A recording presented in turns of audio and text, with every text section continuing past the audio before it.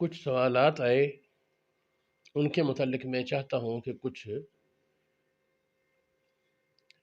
بیان اس کا ہو جائے تاکہ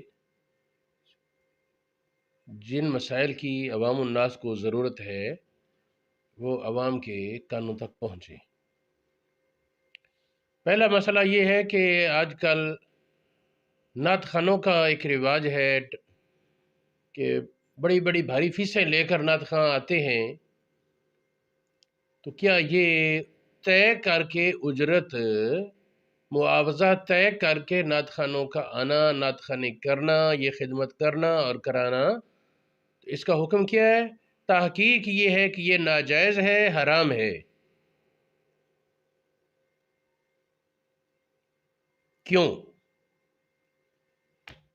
یہ دیکھیں فتاوی عالمگیری میں فرماتے ہیں لا تجوز الاجارۃ علی شیء من الغناء والنوح والمزامیر والطبل، یہ گانے پر، بین پر، آلات لہو پر، ساز باجوں پر، کسی قسم کے لہو پر اجارہ جائز نہیں۔ آگے فرماتے ہیں وعلی ھذا الھداء، اسی پر ہدج خوانی، ترنم وقراءۃ الشعر، شعر وغیرہ پڑھنا ہے، لا اجر لہ فی ذالک، اس میں اس کو کوئی اجرت نہیں ملے گی۔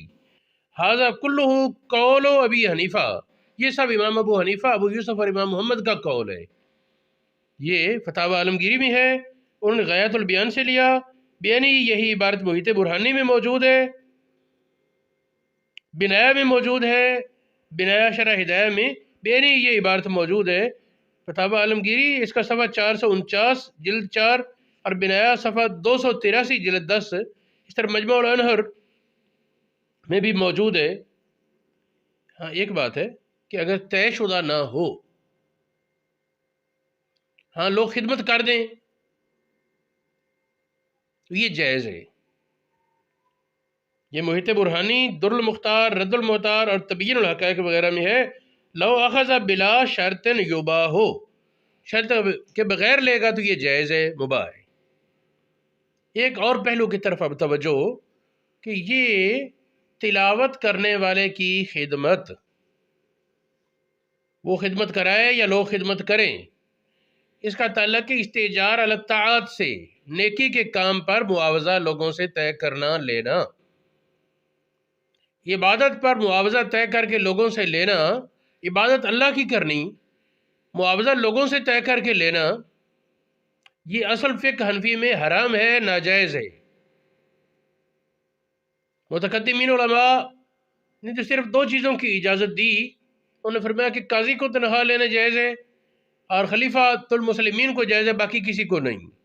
متاخرین نے یہ دیکھا کہ بیت المال اپنی ڈیوٹیاں ادا نہیں کر رہا، عامت المسلمین کے رجحانات بدل گئے، تو پھر متاخرین علماء نے، فتاوی قاضی خان اور اس دور کے علماء نے مشاورت کے بعد یہ فیصلہ کیا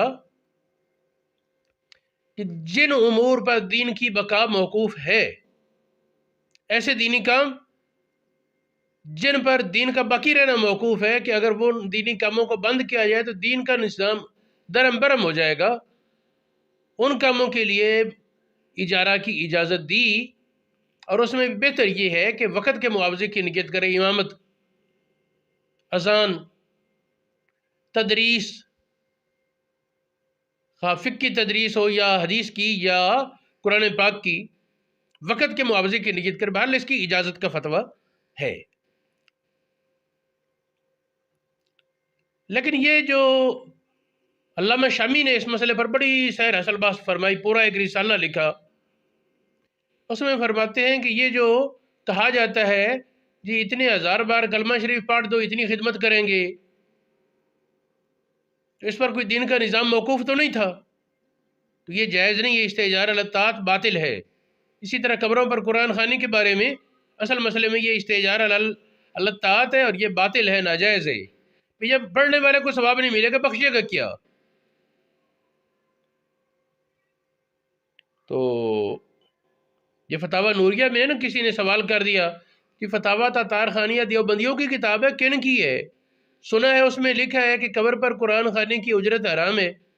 آپ نے فرمایا وہ ہماری اہل سنت کی کتاب، اور مسئلہ یہی ہے کہ قرآن خوانی کی اجرت جس طرح رواج ہے طے کرتے ہیں، تو یہ جائز نہیں۔ لا الہ الا اللہ محمد الرسول۔ ہاں اب یہ بات آئی کہ نعت خوانی مروجہ، پہلی بات تو یہ ہے کہ اس میں کلام جو پڑھا جاتا ہے وہ بسا اوقات بےہودہ ہوتا ہے، خلاف شرع، اور اگر باشرع ہو تو بھی طے کر کے اس کا معاوضہ جس طریقے سے رواج ہے اس کی تو اجازت نہیں بنے گی کہ یہ ایک تو استئجار علی الطاعت ہے، عبادت اللہ کی کرنی اور معاوضہ لوگوں سے ڈھونڈنا،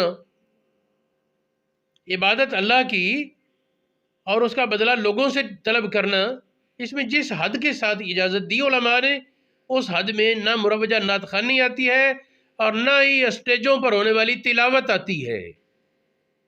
یہ قاری اور یہ نعت خوان نہ ان کو خدمت کرنا حلال ہے نہ ان کا خدمت کرانا حلال ہے۔ ہاں طے کیے بغیر ہو پھر ٹھیک ہے، بہت اچھی بات ہے، خدمت ان کی کرنی چاہیے، قراء کی بھی کرنی چاہیے اور نعت خوانوں کی بھی کرنی چاہیے۔ ہاں علماء کے لیے اجازت لکھی، علماء کے لیے اجازت ہے کہ وہ اپنے ضروری اخراجات کی حد تک وہ لوگوں سے طے کر کے بھی لے سکتے ہیں۔